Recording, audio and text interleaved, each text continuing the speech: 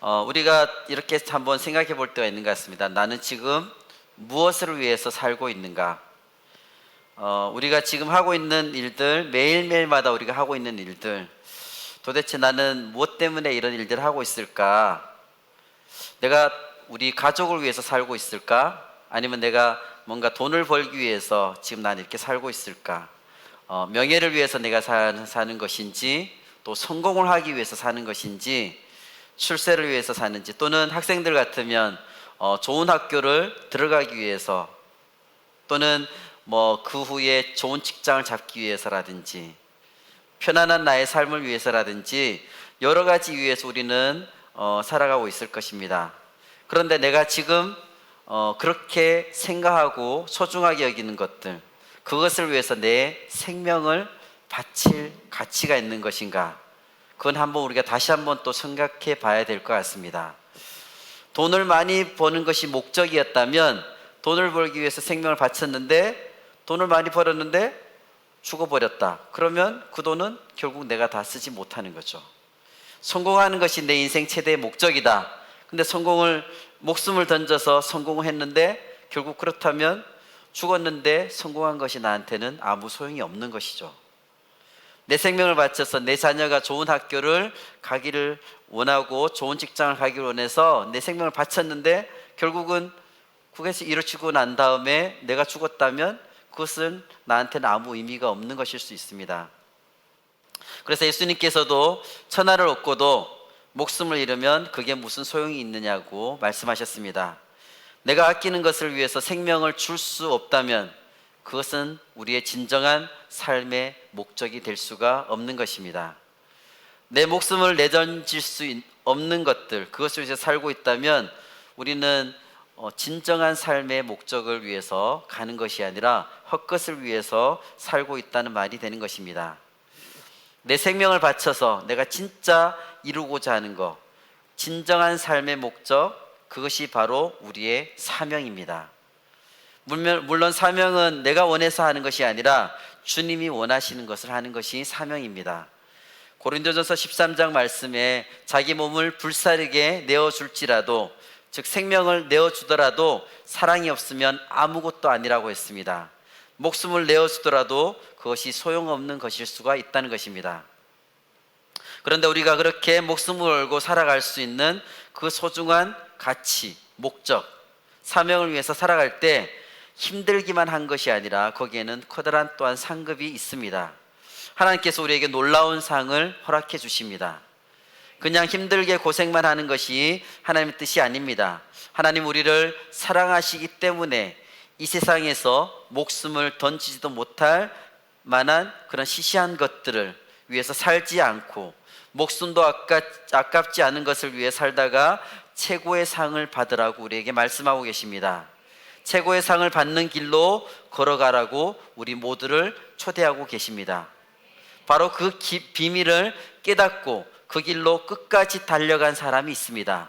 바로 오늘 본문에 나온 사도 바울입니다. 바울은 오늘 본문에서 그 길을 우리에게 분명히 보여주고 있습니다.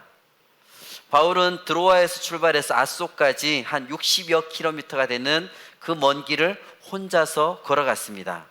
오직 하나님과 홀로 교제하면서 나아가기 위함이었던 것입니다. 그 고독한 길을 걸으면서 비록 앞으로 결박과 환난이 그 앞에 기다리고 있다 하더라도 하나님께서 뜻하시는 3차 전도여행의 최종 목적지가 예루살렘이라는 것을 그는 확신했습니다. 아소에서 그 일행과 다시 합류한 다음에 바울이 배를 타고 미둘렌의 기오, 사모 이런 걸 거쳐가지고 밀레도까지 이르렀습니다. 중간에 갔던 사모에서는 에베소가 바로 가까운 거리에 있었지만 바울은 3년이나 목회했던, 그 오랜 시간 동안 목회했던 에베소를 그냥 지나쳤습니다. 그리고 바로 곧장 남쪽에 있는 밀레도로 갔습니다.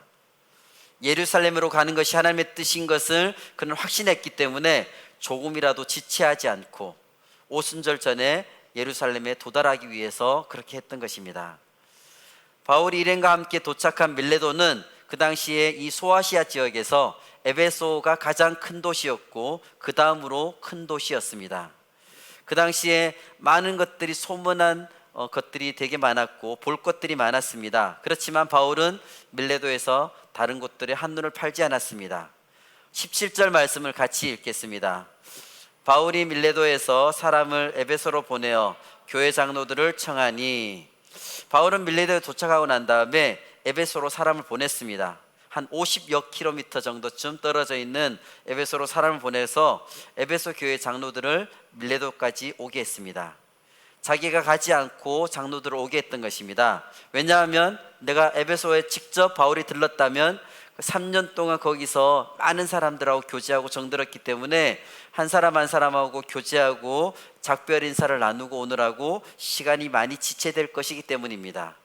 이제 바울이 아시아를 떠나면서 앞으로 자신을 대신해서 이 에베소와 소아시아 지역을 책임져 줄 사람들, 그리고 자신이 세운 이 에베소의 장로들을 마지막으로 보기 위해서 그들을 초청했던 것입니다. 바울은 그들에게 아시아에 있는 그리스도인들을 잘 보살펴 달라고 마지막으로 한 번 더 당부하기 위해서 그들을 불렀던 것입니다. 오늘 본문에 있는 내용은 바울의 고별 설교라고 알려져 있습니다. 바울이 에베소 장로들에게 남긴 사도행전 속의 마지막 유언 같은 설교입니다. 바울의 유언 같은 이 말씀을 통해서 오늘 우리가 임명받은 재직들, 그리고 공동체 사역부서에 임명받은 모든 우리들, 또 우리 모두에게 주시는 사명의 글을 우리가 걸어가는 우리들에게 바울이 하시는 말씀을 통해서 우리가 잘 듣고 우리가 사명의 길을 감당하려면 어떻게 해야 될지를 깨닫는 시간이 되어지길 원합니다.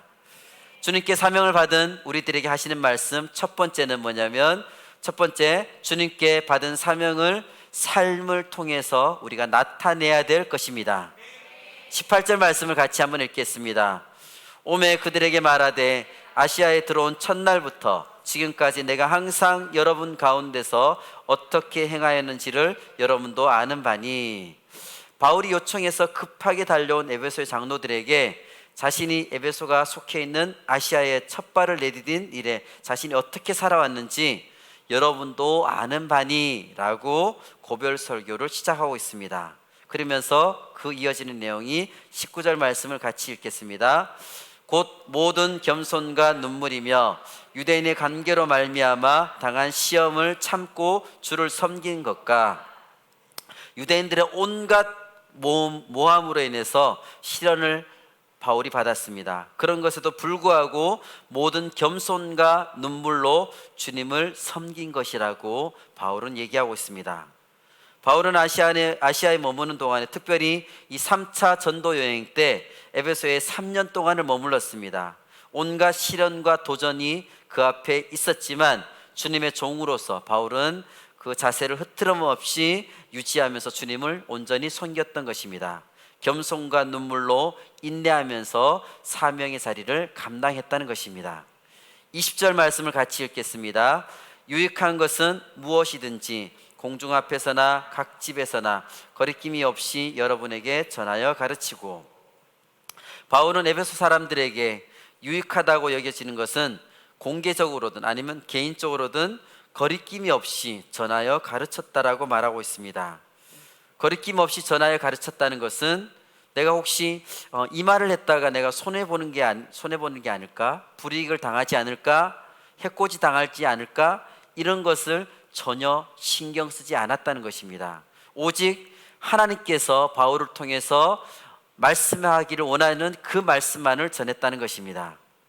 에베소라는 도시는 아데미 여신이 있고 아데미 신전이 있으며 아주 절대적인 영향력을 행사하는 우상의 도시였습니다. 환락과 여러 가지 파티와 강난의 도시, 상업의 중심지였던 것입니다. 그 당시에 제2의 로마라고도 불릴 정도로 아주 대단한 도시였습니다. 그런 에베소에서 바울은 사람의 손으로 만든 것들은 신이 아니다라고 담대히 선포하였습니다. 에베소 사람들은 철이나 은이나 금이나 돌 같은 것으로 그들이 신상을 만들어서 그 신상의 노예로 살지 않도록, 그런 헛된 것을 섬기며 죽어가도록 바울은 방치해 둘 수가 없었기 때문이었습니다. 그래서 안타까움으로 선포했지만 우상의 도시 에베소에서 그렇게 하는 것이 결코 쉽지 않았을 것입니다. 생명까지 걸어야 되는 일이었습니다. 실제로 바울은 이 일로 인해서 데메드리오라는 사람의 선동으로 인해서 폭동이 일어나서 심한 어려움을 겪기도 했습니다. 그러나 바울은 그것이 에베소 사람들을 살리는데 꼭 필요한 메시지라는 것을 분명히 확신했기 때문에, 또 주님께서 그 일을 원하신다는 것을 알고 있었기 때문에 조금도 거리낌 없이 개의치 않고 말씀을 담대히 선포하였습니다. 그것을 다시 한번 에베소 장로들 앞에서 확인하고 있는 것입니다. 21절 말씀을 읽겠습니다. 유대인과 헬라인들에게 하나님께 대한 회개와 우리 주 예수 그리스도께 대한 믿음을 증언한 것이라. 바울은 유대인들에게도 복음을 전했고 헬라인들에게도 말씀을 전했습니다. 유대인들은 우리는 하나님의 백성이다 라고 하면서 선민의식에 그들은 젖어 있었고, 이방인들을 그들은 무시했습니다. 이방인들은 개처럼 취급했던 것입니다. 그들은 예수님을 신성모독죄라고 제명을 씌워서 십자가에 못 박아 죽인 사람들이었습니다. 그 유대인들에게 회개하고 자신들이 못 박아 죽인 예수 그리스도를 믿으라고 전하는 것은 굉장히 위험한 자살 같은 행동이었습니다. 예수를 죽였는데 바울 그를 못 죽일 이유가 없을 것이기 때문입니다. 그래서 바울은 그것을 전할 때 목숨을 걸 정도로 위험한 상황이었습니다. 그래서 바울이 가는 곳곳마다 유대인들이 바울을 박해하고 죽이려고 했던 것은 우연이 아니었던 것입니다. 유대인들이 보기에는 자기도 유대인이면서 우리 유대교를 부정하는 저런 바울 같은 놈은 죽여야 된다라고 그들은 생각했던 것입니다. 반면에 또한 헬라 사람들은 그리스 신화에 나오는 우리가 수많은 신들을 믿고 섬기는 우상 숭배자들이었습니다. 그들은 헬라 철학 그리고 아주 찬란한 문화를 꽃피운 사람들이기도 했지만, 그렇지만 그들은 또 헛된 신들을 아주 많이 만들어서 섬기는 사람들이었습니다. 그들에게 이 세상은 수많은 신들이 제각각 영역을 나누어서 통치하는 신들의 세상이었습니다. 그리고 사람과 아주 비슷한 신들을 그들은 여러 아주 수많은 신들을 만들어 놓았습니다. 그렇게 온갖 신들을 숭배하는 그리스 사람들에게 유일하신 하나님, 천지를 창조하신 하나님, 유일한 하나님을 믿어라 라고 전하는 것은 절대 쉬운 일이 아니었습니다. 그들에게 회개하라는 것은 너희의 신앙이 틀렸다라는 것입니다. 자기가 믿는 것을 틀렸다고 말하는데 그 뜻을 쉽게 받아들일 사람은 절대 없기 때문입니다. 바울이 가는 곳마다 바울을 박해하는 유대인들에게 많은 헬라 사람들이 동조한 것도 그런 이유였습니다. 하지만 바울은 유대인들과 헬라인들에게 그들의 잘못된 믿음을 회개하고 십자가에 달리시고 부활하신 예수를 향해 돌아서라고 담대히 선포하였습니다. 바울이 에베소 교회 장로들에게 행한 고별 선교의 첫 문장을 보면, 아시아에 들어온 첫날부터 지금까지 내가 항상 여러분 가운데서 어떻게 행하였는지를 여러분도 아십니다 라고 했습니다. 에베소 교회 장로들은 바울과 함께 3년이라는 시간을 같이 지낸 사람들입니다. 같이 지내면서 바울이 교회 리더로서 어떻게 사역을 했는지, 그대로 그 사람을 어떻게 세우고 어떻게 떠났는지를 그들은 잘 알고 있었던 사람이었습니다. 온갖 시련과 박해와 도전 속에서도 바울이 주님을 어떻게 섬겼는지, 그리고 바울이 자기들을 어떻게 사랑했는지, 또 주님의 증인으로 복음을 들고 어떻게 나아가서 전했는지 그들은 똑똑히 보았기 때문에 너무나 잘 알고 있었던 것입니다.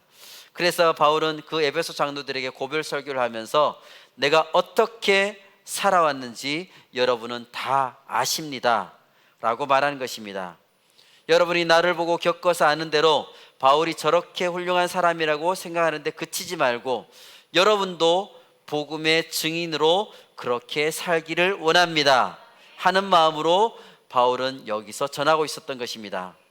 바울이 훌륭한 사람이다 라고 우리가 생각하는 것에 그치지 않고 주님께서 이 땅에 보여주셨던 그 삶을 본받아 살았던 자기처럼 그들도 복음을 위해 살라는 것입니다.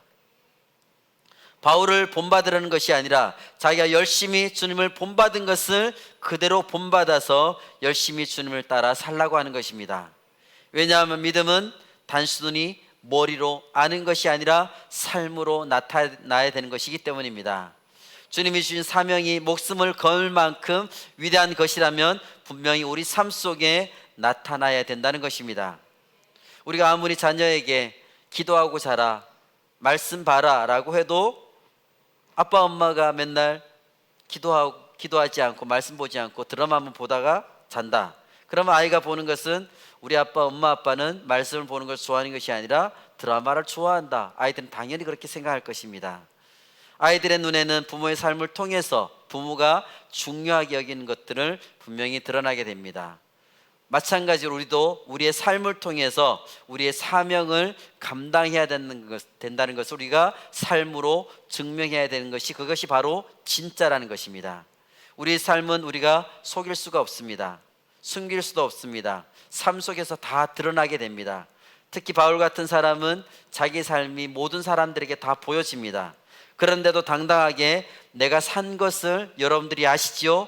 여러분도 그렇게 사십시오 라고 당당하게 말씀했습니다. 우리 모두는 주님이 주신 사명을 받은 자들입니다. 우리가 새 가족들이 교회에 왔을 때 먼저 비전과 사명을 받은 우리들은 그들에게 모범이 되어야 될 것이고 또 그들을 섬겨야 될 것입니다. 제가 이렇게 삶을 살고 있지 않습니까? 제가 이렇게 섬기지 않습니까? 새 가족 오신 분들, 여러분도 나처럼 이렇게 살고 이렇게 섬기십시오 라고 우리가 당당하게 그들에게 얘기할 수 있는 사람이 바로 사명을 받은 사람들의 모습일 것입니다. 우리는 부끄러움 없이 우리 자녀에게도 또 우리의 믿음의 후배들에게도 나를 보고 나를 따라와라, 내가 산 대로 살아라 라고 말할 수 있는 그런 믿음을, 그런 삶을 우리 모두가 살기를 원합니다. 우리가 사명자로서 살아갈 때 주님께 받은 사명을 삶을 통해서 나타나야 되는 것이 첫 번째이고, 두 번째는 주님께 받은 사명을 고난 중에도 우리가 잘 감당해야 될 것입니다. 아멘. 22절 말씀을 같이 읽겠습니다. 보라, 이제 나는 성령에 매여 예루살렘으로 가는데 거기서 무슨 일을 당할는지 알지 못하노라. 원래는 바울이 예루살렘에 잠시 들러서 그리스의 북부에 있는 마게도냐 그리고 남부 아가야의 교회들이 모은 사랑의 구제헌금을 예루살렘 교회에 전달해주고 자기 원래 파송받았던 이제 수리아 안디옥에 돌아가 머물 생각을 하고 있었습니다. 그런데 최종 목적지가 안디옥 교회가 아니라 예루살렘이라는 사실을 성령님이 가르쳐 주셨기 때문에 바울은 목적지를 급하게 바꾸었습니다. 나는 예루살렘으로 간다. 성령에 매어 예루살렘으로 간다는 것이 바로 그것이었습니다.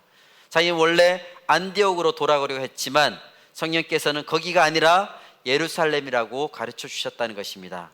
그런데 거기서 무슨 일을 당할는지 알지 못한다고 밝힙니다. 나는 아무것도 모른다는 뜻이 절대 아닙니다. 23절을 보면 바울은 예루살렘에서 어떤 일이 벌어질지를 이미 알고 있었습니다. 23절 말씀 같이 읽겠습니다. 오직 성령이 각 성에서 내게 증언하여 결박과 환난이 나를 기다린다 하시나, 그럼에도 불구하고 거기서 무슨 일을 당할지 나는 알지 못한다라고 말한 것은 자기가 예루살렘으로 지금 가는 것이 나의 영광이나 편안함 때문에 가는 것이 결코 아니라는 것을 강조하는 표현입니다. 바울은 자신이 예루살렘으로 가는 길이 결박과 환난이 기다리고 있다는 것을 너무나 잘 알고 있었습니다. 바울이 고린도를 출발해서 마게도냐의 곽성을 쭉 거치면서 성령님이 바울에게 계속해서 예루살렘에 가면 환난과 결박이 기다리고 있다고 알려주신 것입니다. 성령님이 말씀해 주신 것이라면 바울이 예루살렘행을 포기하지 않는 한 바울은 그 길에서 반드시 투옥과 고난을 당할 수밖에 없었습니다. 하지만 바울은 그 사실을 명백히 알고 있지만 자신의 결단을 분명하게 보여줬습니다. 24절 말씀을 같이 읽겠습니다. 내가 달려갈 길과 주 예수께 받은 사명 곧 하나님의 은혜의 복음을 증언하는 일을 마치려 하면은 나의 생명조차 조금도 귀한 것으로 여기지 아니하노라. 이것은 너무나 유명한 바울의 신앙 고백이자 사명에 대한 고백이라고 할 수 있습니다. 바울은 결박과 환난이 기다리고 있는 예루살렘 길을 내가 달려갈 길이라고 표현하고 있습니다. 자신이 반드시 가야 될 길이 바로 예루살렘으로 가는 환난의 길이라는 것을 얘기하고 있습니다. 바울은 자신이 왜 그 길을 가야 되는지 그리고 그 이유도 분명히 알고 있었습니다. 주 예수께 받은 사명, 주 예수께 받은 사명, 곧 하나님의 은혜의 복음을 증언한 일을 마치기 위함이라고 그는 분명히 고백하고 있습니다. 그리고 바울은 주님께서 자기에게 주신 복음 증거의 사명을 마치기 위해서는 나의 생명조차 조금도 귀한 것으로 여기지 않는다라고 선포하였습니다. 이 복음을 전하다 죽어도 괜찮다는 것입니다. 목숨을 걸 만한 일이라는 것을 그는 분명히 알고 있었습니다. 바로 이것이 진정한 사명이라고 할 수 있습니다. 이런 마음이 있었기 때문에 바울은 결박과 환난이 기다리는 길인 줄을 알면서도 예루살렘으로 당당히 걸어갔습니다. 무한하고 영원하신 하나님께서 자기를 믿고 불러주셨는데, 이처럼 은혜를 주시고 종으로 삼아주셨는데 바울이 뭐가 두렵겠습니까? 또 수시로 주님이 함께 하시면서 위로와 격려를 해주셨습니다.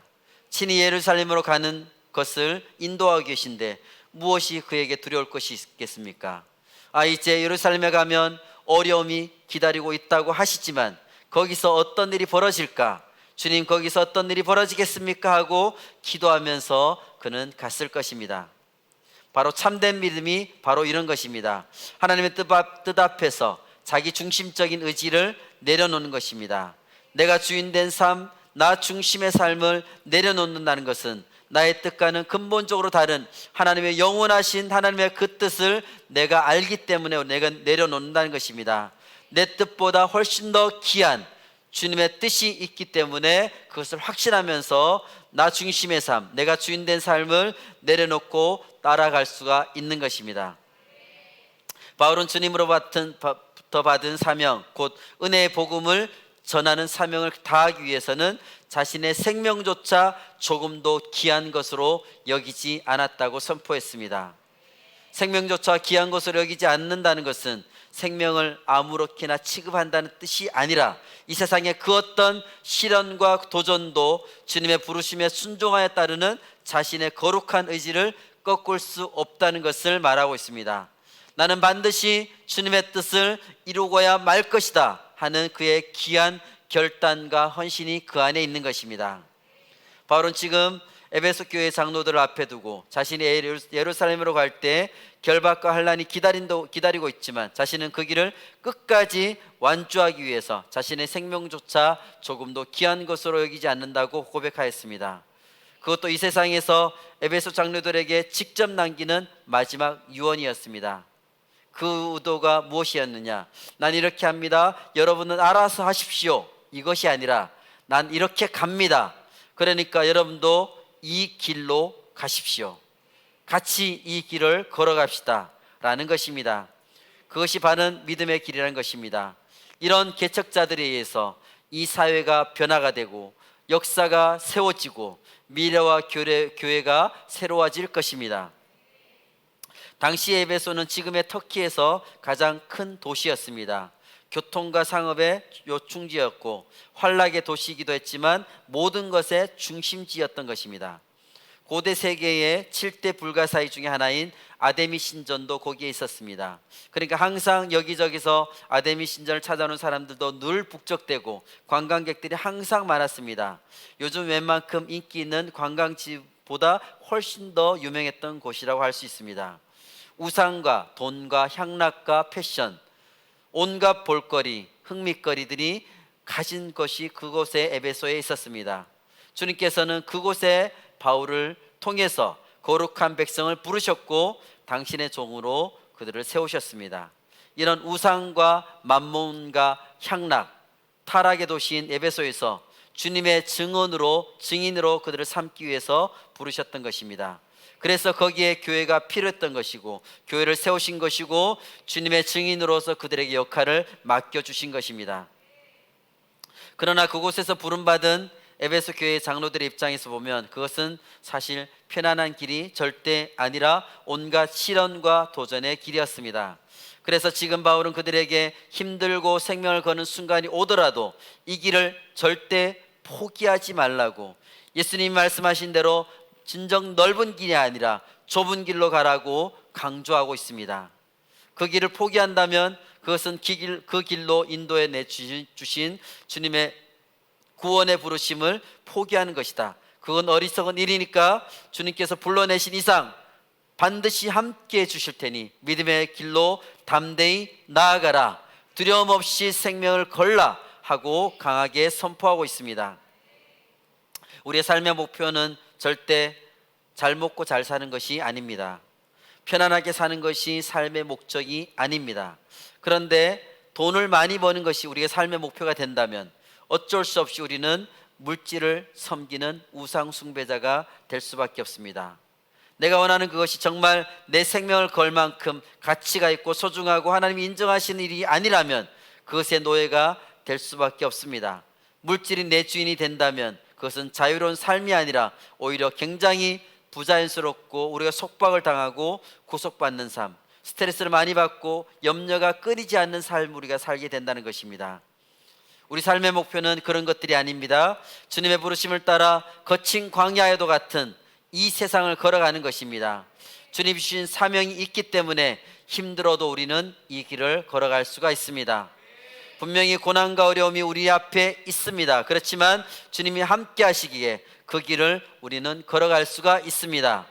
주님이 함께하는 길은 생명의 길이기 때문입니다.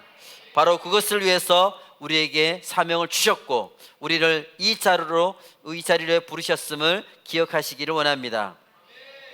주님께 받은 사명을 가지고 우리가 첫 번째는 삶을 통해 나타내야 되는 것이고, 두 번째는 사명의 길을 가는 동안에 우리 안에 고난이 분명히 있다는 것입니다. 세 번째는 주님께 받은 사명을 감당하기 위해서는 우리가 삶의 끝날까지 이 사명을 끝까지 감당해야 될 것입니다. 25절 말씀을 같이 읽겠습니다. 보라, 내가 여러분 중에 왕래하며 하나님의 나라를 전파했으나 이제는 여러분이 다 내 얼굴을 다시 보지 못할 줄 아노라. 여기서 보라는 말이 진짜로 뭘 보라는 뜻은 아닙니다. 헬라어 언어로는 자신의 말을 강조할 때에 쓰는 표현입니다. 자, 이런 뜻입니다. 24절에서 나의 생명조차 조금 더 귀한 것으로 여기지 않겠다라고 한 다음에 자, 보십시오 라고 하면서 뭔가 중요한 말을 하겠다는 뜻입니다. 헬라어에서는 내가 알고 있다 하는 것은 1인칭 단수 동사로 쓰고 있는데 여기서는 동사만 쓸 때도 그냥 내가라는 뜻이 들어가 있습니다. 그래서 굳이 내가 이런 말을 안 쓰더라도 이 동사를 통해서 1인칭인 것을 분명히 충분히 알려줄 수 있는데 거기에 바울은 나라는 말을 덧붙였습니다. 그러니까 내가 분명히 알고 있다는 것을 분명히 그는 강조하고 있다는 것입니다. 다른 누구도 아니라 내가 알고 있다는 것을 그는 분명히 그 말씀 속에서 강조하고 있는 것입니다. 무엇을 안다는 것입니까? 여러분이 내 얼굴을 다시 보지 못할 줄을 나는 알고 있다는 것입니다. 바울은 이제 에베소 교회 장로들과 헤어지면 다시는 못 보게 됩니다. 그런데 이런 작별, 즉 죽음으로 가는 길, 얼굴을 다시 보지 못하는 것으로 죽음이라는 것을 그는 표현하고 있습니다. 여기에 모든 사람들이 우리 모두 다 얼굴을 갖고 계시죠. 얼굴이 있습니다. 얼굴이 없으면 우리는 누구인지 분간할 수가 없습니다. 얼굴이 안 보이면 구분이 안 갑니다. 살아있는 사람에게는 얼굴은 자신의 정체성을 드러내는 기준이 됩니다. 얼굴의 어원이 어디서부터 시작되는지 아십니까? 얼굴은 원래 얼꼴이라고 어원이입니다. 얼은 뭐냐면 우리의 영혼, 정신, 마음을 얼이라고 그러죠. 그다음 꼴은 모습을 얘기하죠, 그죠? 모습 상태를. 그래서 얼굴은 뭐냐면 내 마음 속에 있는 내 영혼, 정신, 마음이 그대로 드러나는 모습이 바로 얼굴이라는 것입니다. 마음 속에 있는 것이 드러나는 데가 바로 얼굴이라는 것입니다. 우리의 마음 상태가 그대로 우리의 얼굴에 드러납니다.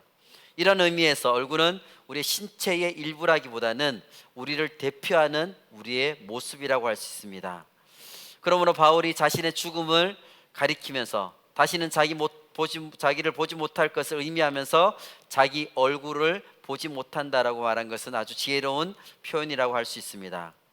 모든 인간에게는 이 세상에서 영원한 작별이 반드시 있습니다. 죽음은 누구도 피할 수가 없고 이 세상에서 가장 가까운 사람과도 더 이상 만날 수 없게 갈라놓는 것이 바로 죽음입니다. 그래서 바울이 에베소 교회 장로들에게 여러분이 내 얼굴을 다시는 보지 못할 것을 나는 알고 있다고 그토록 강조한 것은 바울이 이미 자신의 죽음을 생각하고 있다는 것입니다.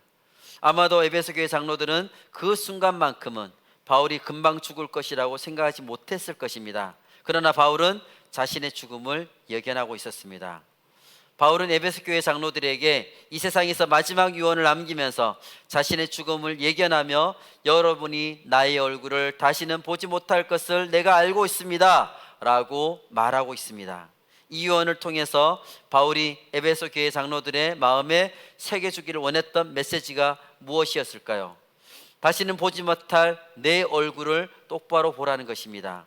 한 단계 더 나아가서 여러분도 앞으로 내 얼굴과 같은 얼굴로 살아달라는 것입니다. 26절 말씀을 같이 읽겠습니다. 그러므로 오늘 여러분에게 증언하거니와 모든 사람의 피에 대하여 내가 깨끗하니, 바울은 여기서 오늘을 강조했습니다. 오늘이 지나면, 지금 이 순간이 지나면 에베소 교회 장로들이 자신의 얼굴을 다시는 못 볼 것을 바울은 알고 있었습니다. 그런데 바울은 에베소의 장로들에게 자신의 얼굴을 마지막으로 보여주는 오늘, 바로 지금 이 순간에 모든 사람의 피에 대해서 내가 깨끗하다라고 말하고 있습니다. 27절 말씀을 같이 읽겠습니다. 이는 내가 꺼리지 않고 하나님의 뜻을 다 여러분에게 전하였음이라. 바울이 모든 사람의 피에 대해 깨끗했다는 것은 하나님의 나라와 하나님의 뜻을 모든 사람에게 거리낌 없이 그는 전했기 때문이라고 얘기하고 있습니다. 이것은 구약 성경에 나온 에스겔서에 나오는 말씀을 바울이 자기에게 적용한 것입니다. 에스겔서 33장을 보면 파수꾼이 있는데, 파수꾼이 나팔을 불며 경고를 했는데 사람들이 그것을 무시하여 적군이 들이닥쳐서 죽게 되면 무시한 그 백성들의 탓이라는 것입니다. 그런데 파수꾼이 적을 보고도 나팔을 불지 않아서 백성들이 죽게 된다면 그 죽음의 책임을 파수꾼에게 묻겠다고 하나님이 말씀하셨습니다. 옛날에는 성 안에 살고 있는 사람들이 생명이 파수꾼의, 그들의 생명은 파수꾼에게 달려 있었습니다. 산이 중동 지방에는 거의 없습니다. 그래서 저 멀리 지평선에서 모래바람이 일면 군대가 지금 쳐들어오고 있다는 뜻입니다. 그것을 발견한 후에도 그곳까지 성까지 오려면 얼마나 많은 시간이 걸려야 됩니다. 며칠씩 걸리기도 합니다. 그러니까 적을 발견한 파수꾼이 즉시 나팔을 불어대면 성 안에 있는 군인들과 백성들은 싸울 준비를 하거나 아니면 도망치거나 할 수 있는 여유를 가지게 된다는 것입니다. 나팔을 불었는데도 군인들과 백성들이 도망가지 않고 그냥 있다가 다 죽었다면 그것은 파수꾼의 책임이 아니라는 것입니다. 하지만 적군이 몰려오는 것을 파수꾼이 보고도 나팔을 불지 않아서 망하게 된다면 그 책임이 파수꾼에게 있다는 것입니다. 하나님께서는 구약시대 때 한 사람을 선지자로 부르시고 말씀을 맡겨주신 것은 그 사람을 말씀의 파수꾼으로 세우신 것입니다. 그러니까 주님이 주신 말씀을 전해야 할 책임이 선지자에게 있었다는 것입니다. 바울은 자신을 그렇게 봤습니다. 주님께서 자신에게 맡겨주신 복음이 있고 자기가 그 복음을 맡은 사람인데 복음을 전했어도 듣지 않고 멸망의 길로 간다면 자기 책임이 아니라는 것입니다. 그런데 만일 자기가 전하지 않아서 그 사람이 멸망의 길로 갈 수밖에 없었다면 그것은 자기의 책임이라고 했다는 것입니다. 우리도 마찬가지입니다. 우리에게 복음을 전하라고 분명히 하나님께서 우리에게 사명을 주셨는데 내가 전하지 않아서 다른 사람이 멸망의 길로 가고 지옥에 떨어진다면 그것이 바로 우리의 책임이라는 것입니다. 그런데 내가 전했는데도 듣지 않아서 그렇게 됐다면 그것은 내 책임이 아닙니다. 우리 할 일은 우리의 책임을 다하는 것입니다. 우리 하나님께서 우리 한 사람 한 사람을 바로 이런 복음의 파수꾼으로 부르셨습니다. 우리도 사도 바울처럼 복음의 파수꾼의 얼굴을 가지고 살아가길 원합니다. 얼굴이 잘생겼느냐 못생기냐 이것이 중요한 것이 아닙니다. 파수꾼의 얼굴을 가져야 된다는 것입니다. 나 자신과 세상을 동시에 살리고 세우는 길이 바로 거기에 있기 때문입니다. 여러분, 나는 지금 어떤 얼굴을 가지고 살고 있습니까? 혹시라도 세상의 욕망, 세상의 유혹 속에 짓눌려서 어그러진 얼굴의 모습을 가지고 있지 않습니까? 아니면 정말로 내 영혼이 복음에 사로잡힌 얼굴, 복음의 파수꾼의 역할을 하고 있는 그 얼굴의 모습을 가지고 있는 것일까요? 내가 이 세상을 떠난 뒤에 세상 사람들이 나를 어떤 얼굴로 기억할 수 있을까요? 또 어떤 얼굴로 기억해 주기를 여러분들은 원하십니까? 누구를 막론하고 죽음의 순간은 우리에게 모두 다 1초 1초 점점 다가오고 있습니다. 젊은 사람도 예외가 아닙니다. 그러므로 우리 모두가 하나님 나라의 파수꾼으로서 오신 주님, 그 주님 앞에서 우리도 마찬가지로 복음의 파수꾼으로 부르신 그 부르심에 따라서 살아가기를 원합니다. 그럴 때 우리는 우리의 코앞에서 호흡이 멎는 순간 후회 없는 얼굴로 이 세상을 떠날 것이고 하나님 앞에 서게 될 것이라고 말할 수가 있습니다. 그렇게 했을 때 잘했다고 칭찬받는 주님의 종들이 될 줄로 믿습니다. 말씀을 맺겠습니다. 우리 모두는 이 마지막 때에 하나님께서 부르셨다는 것을 기억해야 될 것입니다. 그래서 우리가 지금 이 자리에 있는 것입니다. 주님이 주신 사명을 이루기 위해서 우리를 부르셔서 이 말씀을 듣게 하시는 것입니다. 주님 주신 사명을 잘 이루기 위해서 우리는 어떻게 해야 될까요? 첫 번째는 주님께 받은 사명을 삶을 통해서 나타내야 될 것입니다. 우리 삶 속에서 주님의 사명을 이루는 모습들이 분명히 나타나야 될 것입니다. 두 번째는 주님께 받은 사명을 우리는 고난 중에도 감당해야 될 것입니다. 우리가 걷는 이 길은 좁고 험한 길입니다. 사람들이 가지 않는 길입니다. 그래서 당연히 고난과 환난이 그 앞에 있습니다. 그러나 주님 주신 사명이 너무나 귀한 것이기 때문에 우리는 능히 그것을 감당해낼 수가 있습니다. 주님이 함께 하시기 때문입니다. 세 번째는 주님께 받은 사명을 우리가 삶의 끝날까지 감당해야 될 것입니다. 우리 삶을 다할 때까지 주님 우리에게 새 생명을 주셨기 때문에 우리는 그 생명을 주신 주님께 이 시간을, 우리의 남은 삶의 시간을 온전히 드리기를 원합니다. 우리 삶의 끝날은 우리 누구도 알 수가 없습니다. 그렇기 때문에 우리는 주님께 받은 사명을 감당하는 것에 더욱더 집중해야 될 것입니다. 나중에 해야지라고 생각하다가는 언제 우리 삶의 끝이 올지는 아무도 알 수 없기 때문입니다. 그래서 우리의 주님께서 받은 사명을 우리가 능히 잘 감당하는 우리 모든 베델 가족들이 되었으면 좋겠습니다. 아멘.